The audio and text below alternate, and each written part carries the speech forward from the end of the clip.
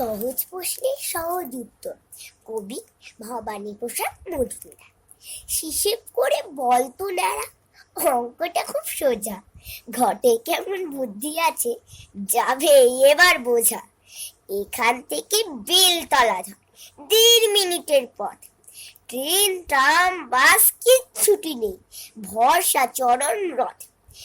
এইবার তুই মন দিয়ে শোন, প্রশ্ন করি খাসা। 10 ঘন্টায় করতে পারিস কবার যাওয়া আসা? মুচকি হেসে বিজ্ঞ ন্যাড়া বললে তাড়াতাড়ি, ন্যাড়া কবার বেলতলায় যায়, যাবে সে একবারই। ধন্যবাদ আমাদের আবৃত্তিটা শোনার জন্য।